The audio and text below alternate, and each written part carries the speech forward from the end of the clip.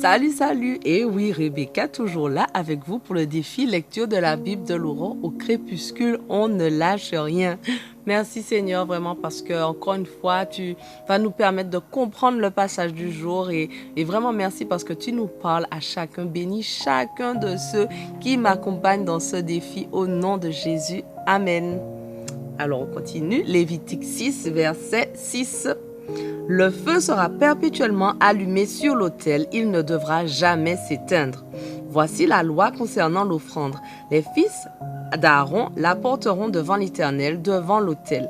L'un des prêtres prélèvera une poignée de fleurs de farine de l'offrande avec de l'huile et tout l'encens qui se trouve sur l'offrande, et il les brûlera sur l'autel pour que l'odeur apaise l'Éternel et qu'elle soit un mémorial pour lui. Ce qui restera de l'offrande sera mangé par Aaron et ses fils. Ils le mangeront sans levain dans le lieu saint, dans le parvis de la tente de la rencontre. On ne le fera pas cuire avec du levain. C'est la part que je leur ai donnée de mes offrandes consumées par le feu. C'est une chose très sainte, comme le sacrifice pour le péché et le sacrifice de réparation. Tous les hommes descendants d'Aaron pourront en manger. C'est la part qui leur revient pour toujours, de génération en génération, sur les offrandes consumées par le feu qui appartiennent à l'Éternel. Tous ceux qui y toucheront seront sacrés. L'Éternel parla à Moïse en ces termes. Voici ce qu'Aaron et ses fils offriront à l'Éternel le jour où ils recevront l'onction. 3 kg de fleurs de farine à titre d'offrande permanente, la moitié le matin et l'autre moitié le soir. Cette farine sera pétrie avec de l'huile et la pâte obtenue sera cuite à la poêle. Tu offriras cette galette en morceaux en tant qu'offrande dont l'odeur apaise l'Éternel. Le fils d'Aaron qui aura reçu l'onction pour lui succéder comme prêtre fera aussi cette offrande. C'est la part qui revient pour toujours à l'Éternel. Elle sera entièrement brûlée. Toute offrande faite par un prêtre sera entièrement offerte. On n'en mangera rien. L'Éternel parla à Moïse en ces termes. Dis à Aaron et à ses fils, voici la loi concernant le sacrifice pour le péché. La victime pour ce sacrifice sera égorgée devant l'Éternel au même endroit que l'Holocauste. C'est une chose très sainte. Le prêtre qui officie pour ce sacrifice la mangera. Il le fera dans un lieu saint, dans le parvis de la tente de la rencontre. Quiconque entrera en contact avec la viande de ce sacrifice sera sacré. Si du sang gicle sur un vêtement, tu le laveras à l'endroit taché dans un lieu saint. Si on fait cuire la viande du sacrifice dans un récipient de terre, on le brisera. Si c'est dans une marmite en bronze qu'on la fait cuire, on la nettoiera, puis on la rincera à grande eau. Tous les hommes de la famille du prêtre pourront manger de cette viande. C'est une chose très sainte. Toutefois, on ne mangera aucune viande de sacrifice pour le péché dont on doit porter du sang dans la tente de la rencontre pour accomplir le rite d'expiation dans le sanctuaire. Elle sera brûlée au feu. Lévitique 7. Voici la loi concernant le sacrifice de réparation. C'est une chose très sainte. On égorgera la victime du sacrifice de réparation au même endroit que l'Holocauste et l'on aspergera de son sang tous les côtés de l'autel. On en offrira toutes les parties grasses, c'est-à-dire la queue, la graisse qui couvre les entrailles, les 2 rognons, la graisse qui les enveloppe et celle qui couvre les flancs ainsi que le lobe du foie qu'on enlèvera avec les rognons. Le prêtre les brûlera sur l'autel. C'est un sacrifice de réparation consumé par le feu pour l'Éternel. Tous les hommes faisant partie des prêtres pourront en manger. Ils le feront dans un lieu saint, car c'est une chose très sainte.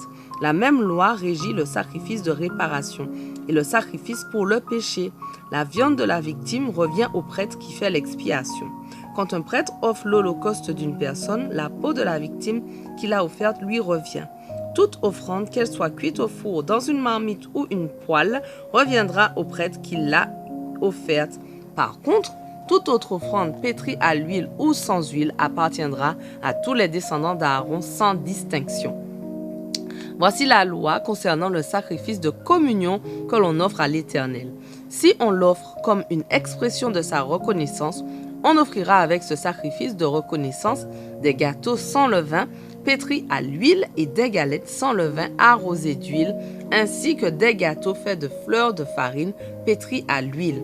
On présentera l'offrande sur des gâteaux de pain levé pour compléter le sacrifice de communion offert par reconnaissance. On prélèvera sur chacune de ces offrandes une portion pour l'offrir à l'Éternel. Celle-ci reviendra au prêtre qui aura fait l'aspersion du sang pour le sacrifice de communion. La viande du sacrifice de communion offert par reconnaissance sera mangée le jour où on l'offre. On n'en laissera rien jusqu'au lendemain. Si le sacrifice de communion est offert pour accomplir un vœu ou comme don volontaire, une partie de la viande de la victime sera mangée le jour où on l'offre, mais le reste pourra être mangé le lendemain. Ce qui restera de la viande du sacrifice le surlendemain sera brûlé. Mais si l'on en mange le surlendemain, celui qui a offert le sacrifice ne sera pas agréé, son sacrifice ne compte pas, car cette viande est devenue impure et celui qui en mange se rend coupable d'une faute. Si la viande est entrée en contact avec une personne ou un objet rituellement impur, on ne la mangera pas. Il faudra la brûler. Toute personne rituellement pure pourra manger de la viande du sacrifice de communion. Mais si quelqu'un mange de la viande du sacrifice de communion qui appartient à l'Éternel, alors qu'il se trouve en état d'impureté rituelle, il sera retranché de son peuple. De même, si quelqu'un mange de la viande du sacrifice de communion qui appartient à l'Éternel, après avoir touché quoi que ce soit de rituellement impur, impureté d'homme, animal impur ou quelque autre chose interdite et impure, il sera retranché de son peuple. L'Éternel parla à Moïse en ces termes. Dis aux Israélites, vous ne mangerez pas de graisse de bœuf, de mouton ni de chèvre. La graisse d'une bête crevée ou déchiquetée par un fauve pourra servir à d'autres usages, mais vous ne devez absolument pas en manger. En effet, celui qui mange de la graisse des animaux qu'on offre à l'Éternel en la consumant par le feu sera retranché de son peuple. Nulle part où vous habiterez, vous ne consommerez aucun sang, que ce soit celui d'un oiseau ou d'un quadrupède. Si une personne consomme du sang, quel qu'il soit, elle sera retranchée de son peuple. L'Éternel parla à Moïse en ces termes. Dis aux Israélites, celui qui offre à l'Éternel un sacrifice de communion en apportera la part qu'il donne à l'Éternel. Il l'apportera de ses propres mains pour qu'elle soit consumée par le feu pour l'Éternel.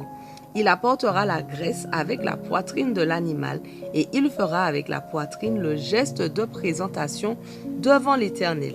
Le prêtre brûlera la graisse sur l'autel. Quant à la poitrine, elle reviendra à Aaron et à ses fils. Vous donnerez aussi comme offrande au prêtre le gigot droit de vos sacrifices de communion. Celui des fils d'Aaron qui offrira le sang avec les parties grasses des sacrifices de communion aura ainsi comme part le gigot droit. Car je reçois des Israélites la poitrine pour laquelle on fait le geste de présentation et le gigot que l'on prélève sur les sacrifices de communion, et je les donne au prêtre Aaron et à ses descendants. C'est une prescription qui restera en vigueur à perpétuité pour les Israélites.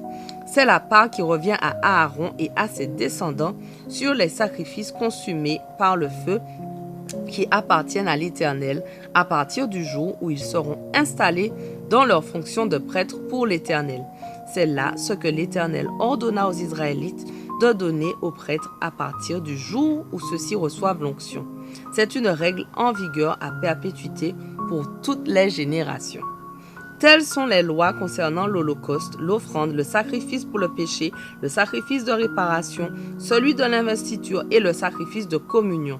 L'Éternel les a donnés à Moïse sur le mont Sinaï, le jour où il commanda aux Israélites de lui offrir leurs sacrifices et leurs offrandes dans le désert du Sinaï.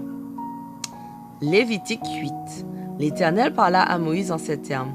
Prends Aaron et ses fils avec lui, prends les vêtements sacerdotaux et l'huile d'onction, fais amener le taureau pour le sacrifice pour le péché, les 2 béliers et la corbeille de pain sans levain, et rassemble toute la communauté à l'entrée de la tente de la rencontre.